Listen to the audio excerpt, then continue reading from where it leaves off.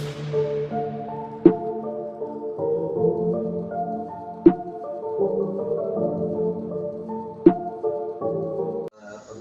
hari ini kita kedatangan tamu. Ada Ibu Rosmini. Beliau ini kelahiran Klaten 16 Juni 1969. Kemudian beliau ini adalah salah satu anggota kepolisian yang ada di Provinsi Lampung, bertugas di Lampung sejak tahun 2002 lebih kurang. Pertama beliau ini tugas di Polrestaban Lampung, Polres Lampung. Kemudian terakhir beliau ada bertugas di Polsek Natar, Polres Lampung Selatan. Nah, kehadiran beliau hari ini di sini untuk menyampaikan sesuatu. Kita akan gali seperti apa persoalannya, karena yang kita dapat selama ini informasi bahwa Ibu Rosmini ini adalah seorang poluan yang sekarang ini sudah PTDH, tapi beliau masih berusaha bagaimana mencari keadilan, sedang melakukan PK, peninjauan kembali di kode etik kepolisian. Nah, kita akan gali persoalan ibu ini dari awal seperti apa. Kita berharap publik menjadi terang benderang dengan persoalan ini. Sekali lagi kita di sini hanya memfasilitasi untuk menyampaikan ataupun menyampaikan informasi yang ada yang menjadi keluhan ataupun persoalan yang sedang dihadapi ibu ini.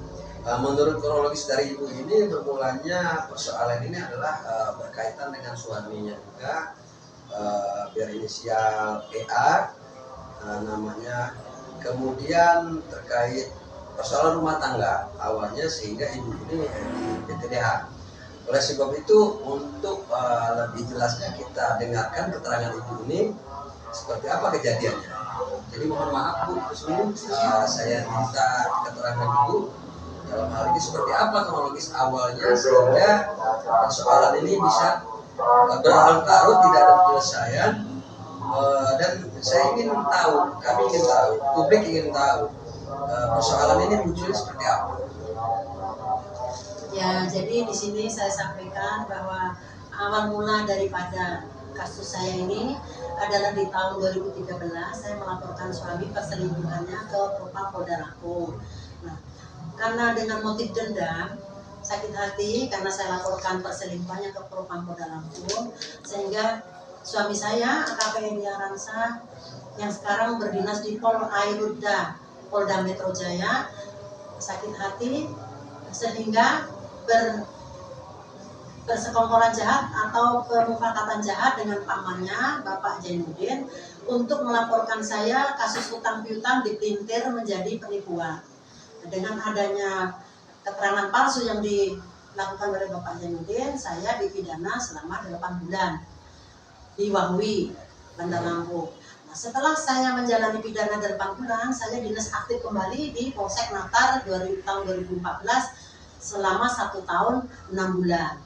Tiba-tiba saya di tahun 2015 saya disidang kode etik yang tentunya sudah rekayasa karena sudah tidak sesuai dengan Perkap nomor 19 tahun 2012, yaitu sidang seharusnya dilakukan setelah 30 hari kerja dan sudah ada putusan.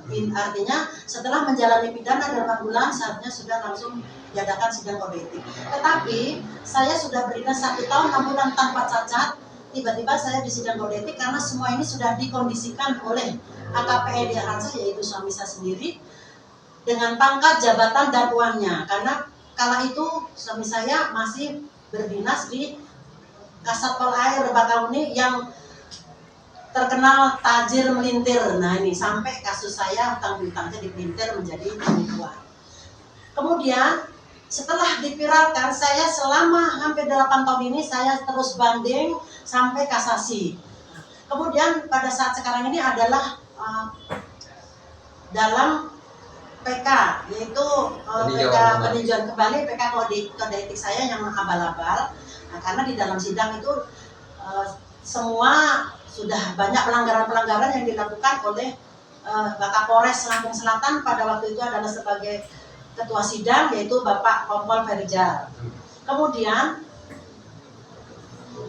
pada sidang banyak pelanggaran tidak mengindahkan daripada pendapat saran hukum dari Bitung Polda Lampung yang ditandatangani oleh Bapak AKBP Made Kartika pada tahun 2015 bahwa menyatakan bahwa saya tidak sesuai untuk diberi sanksi PTDH pemecatan karena belum memenuhi unsur pasal yang dipersangkakan, yaitu tentang penipuan, tetapi tidak diindahkan oleh Polres Lampung Selatan. Kemudian saya tetap terus mengikuti banding sampai sekarang ini. Motor apa itu? Saya belum dapat keadilan. Dengan adanya diunggah ke Twitter anak saya yang memviralkan, baru kemarin muncullah surat SKPP. SKPP di sini adalah surat pemberhentian gaji yang ditandatangani oleh Bapak Kapolres Lampung Selatan. Iya. Setelah viral baru diterbitkanlah surat pemberhentian gaji. Nah, setelah saya mau mencairkan dana ke KPPN, mencairkan dana Asabri, ternyata saya diharuskan mengembalikan kelebihan gaji dari tahun 2023, Januari 2023. Jadi saya harus mengembalikan gaji yang saya terima. Padahal saya tidak menerima gaji dari setelah di PTDH saya tahun 2015 Desember sampai dengan sekarang 2023, kurang lebih adalah 7 tahun 6 bulan, hampir 8 tahun. Nah, di sini tertera bahwa sudah ditandatangani oleh Bapak Kapolres Lampung Selatan, Bapak Edwin, bahwa dinyatakan data pegawai yang bersangkutan telah dinonaktifkan dari database KPPN Bandar Lampung baru per tanggal 6 Mei 2023. Berarti gaji saya masih mengalir dari 2016 sampai dengan sekarang 2023. Jadi ada sekitar 7 tahun 6 bulan ya, Bu? Ya, siap. Artinya Ya. sejak Ibu PTDH itu gaji Ibu masih mengalir, tetapi Ibu tidak terima. Sementara di akhir ini Ibu dapat ketika ke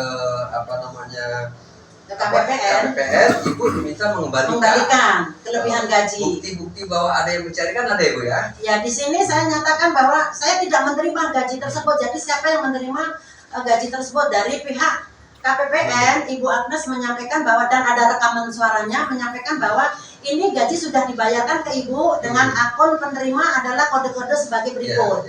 Ternyata di sini adalah bendahara atau juru bayar.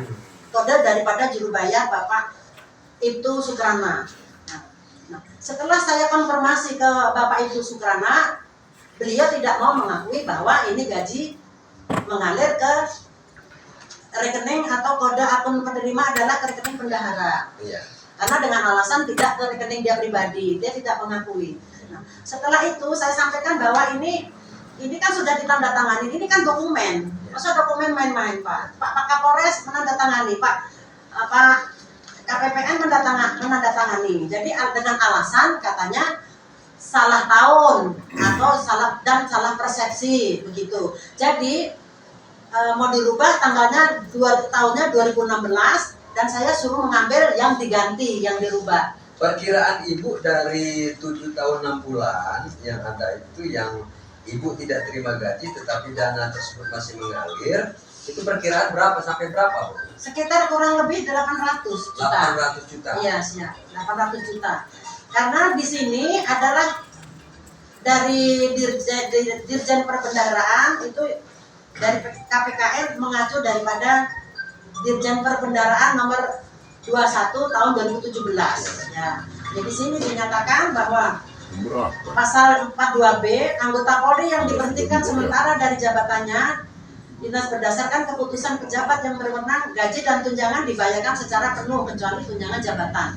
Karena saya masih banding terus, jadi status saya hanya diberhentikan sementara. Kemudian saya mau tanya Bu sama Ibu, upaya apa yang sudah Ibu lakukan dalam mencari keadilan ini terkait dengan institusi kepolisian yang ada di Lampung, dan bagaimana tanggapan mereka selama Ibu memperjuangkan keadilan terhadap Ibu?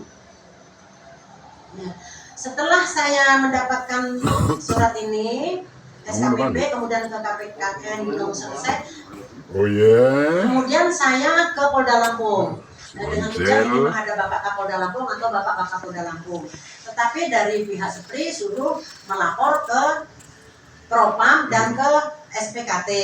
Tetapi setelah saya melapor ke Propam dan ke SPKT, dinyatakan suruh menghadap dulu ke Pak Kapolda atau ke Kapolda karena takut kena semua alasannya. Jadi laporan saya ditolak mentah-mentah, tapi saya diberi surat tanda terima bodong. Di sini adalah saya yang suruh tanda tangan, tapi SPKT-nya tidak tanda tangan. Ini maksudnya apa? Dan ini bukan tersistem, bukan diketik, tapi ditulis tangan. Nah, ya seperti inilah. Ini kan namanya bodong. Nomor nggak ada, nomornya nggak ada. Nah, kan belum. Ini maksudnya apa? Saya juga tidak tahu ini. Kemudian harapan Ibu kepada institusi penegak hukum dalam hal ini kepolisian, baik yang ada di daerah Lampung ataupun yang di Mabes Polri dan juga kepada Kapolri, bahkan kemungkinan dengan Presiden gitu. Harapan Ibu bagaimana ini? Ya, harapan saya ini hanya menuntut hak, Pak. Hak saya ini kan hasil keringat saya, uang halal artinya untuk anak-anak saya. Saya berjuang sampai hampir 8 tahun ini kan demi anak saya, Pak. Saya tidak menuntut apa-apa, tapi saya menuntut hak-hak saya sesuai apa yang tertera di SKPTDH, bahwa berhak menerima ASAB.